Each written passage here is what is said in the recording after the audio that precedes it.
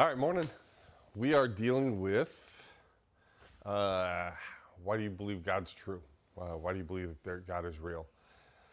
So, when I have these conversations with people, there's usually two areas. I go to Romans, and I never remember if it's Romans 1 or Romans 2. But Romans 1 and 2 talks about the idea that there's two ways that we all know that God's real, creation and conscience. So creation, Romans 1 it is. Since what may be known about God is plain to them, because God has made it plain to them. For since the creation of the world, God's invisible qualities, his eternal power, divine nature, have been clearly seen, being understood from what has been made, so that men are without excuse. A lot of stuff there. Since the creation of the world, God's qualities have been seen, being understood from what has been made.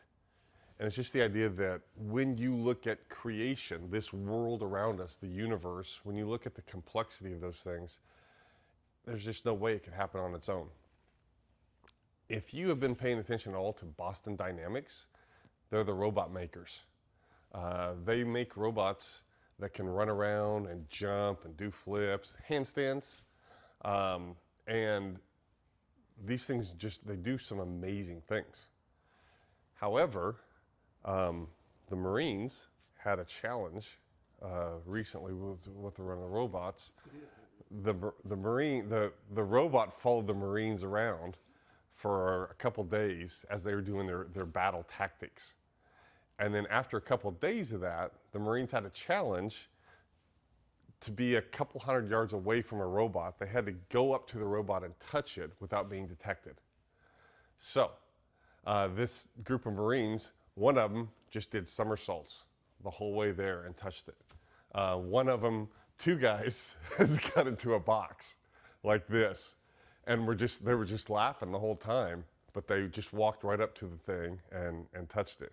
One dude dressed like a fir tree, so he grabbed some branches from a tree and just walked like a tree would, which I don't know exactly what that would be, but just walked up and touched it, because despite the fact that they can do a lot of amazing things, there's just a whole nother level that has to be reached for them to be able to do something as basic as understand that that's a person coming at me in a box. So, but regardless of that, when you look at this robot, if you start taking that thing apart, you would go, there's two options for how this robot got here. Number one, a team or a person took a whole bunch of parts and a whole bunch of thinking and designed this robot. The other is someone threw a grenade in a robot parts factory and it just all happened to come together. So, which is more likely, that there's a designer, or that it just randomly blew up into a whole bunch of things? Explosions tend to not cause things to come together. And when you look at the universe is more complex. And when you look at people, we're more complex. That's why in Psalm 139, I think it's David says, "For you created my inmost being. You knit me together in my mother's womb. I praise you because I'm fearfully and wonderfully made. Your works are wonderful. I know that full well." I mean, when you look at the complexity of the human body, all the systems that have to work together to keep us running, it's pretty amazing. If you are into medical science at all, there's a doctor, Philip Yancey is the author, and I think it's Paul Brand. He talks about the gift of pain and why pain is necessary in our lives. Because he did a lot of work with lepers, people who couldn't feel pain. And so if you can't feel pain, then your body gets injured and you don't know it. So you get infections, you get parts of your body that just get torn up and you don't even know. And so it causes all kinds of problems.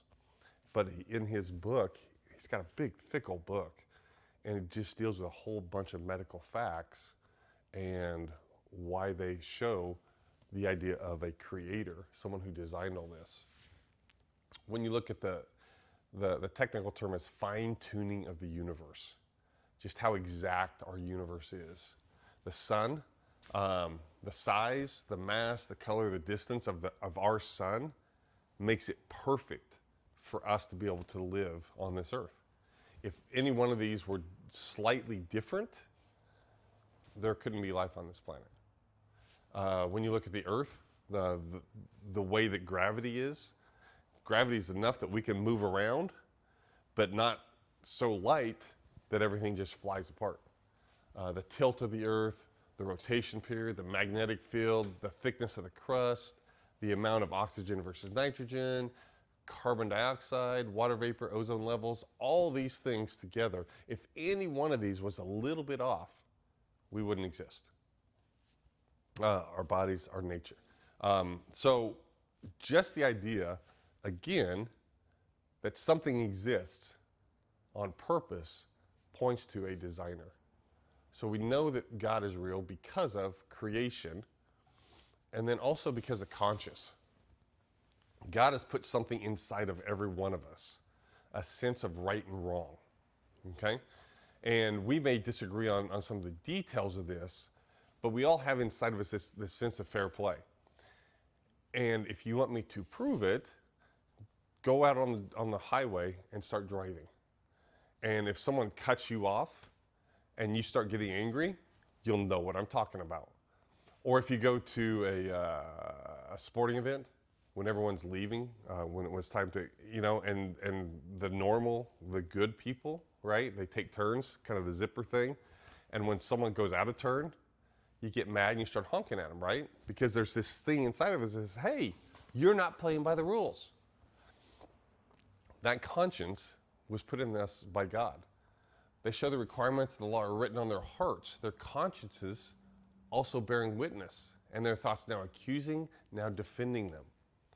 And so there's a writer, C.S. Lewis, wrote Mere Christianity, and he talks about this idea that this is ingrained in every person. And he talks about specifically the idea of fairness, somebody cutting in line. If you're in a big old line to get it somewhere, and someone just cuts in line, your immediate reaction is, hey, you shouldn't be doing that. Whether you say something or not, the internal, you're like, come on, man, go to the back, take your turn, right? Or if someone says, hey, I'll be there for you, I'll do that, and then they don't, and they break their promise. There's something in us that it triggers, hey, you said you would do this. That's not fair. And just the idea that there's something fair, there's right and wrong. And the interesting thing is we seldom argue that the rule is wrong. If someone cuts in line, if we cut in line and someone tries to call us out on it, we don't say, well, we don't really have to stand in line here. We try and argue, well, there's some reason that I needed to break that rule to justify my behavior. And it just takes precedent over the rule. And if I made you a promise that I was going to do something, I know I said I was going to do it, but these things happen and I just couldn't keep my word. We don't argue that the rule's wrong. We just try to justify our behavior when we have to break the rule. And Paul writes in Romans, says that's our conscience. But those two things throughout the world. And so, but it also answers the question that people have about Christianity.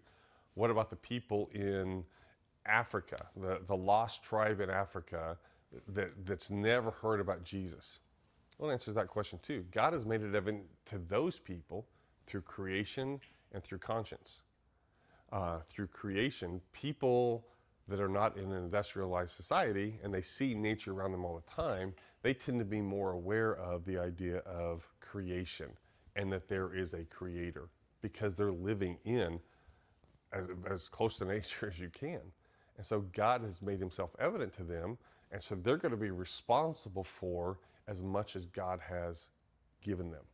So they may not have heard about the word of Jesus or the person of Jesus, but they do know that there's a creator God because he's made it evident to them. Now, what they do with that is the part that they're responsible for. So, for me, how do you know God's real? Because of creation and the incredible complexity and diversity of creation, the exactness of creation, but also the conscience. So that's how I answer that question.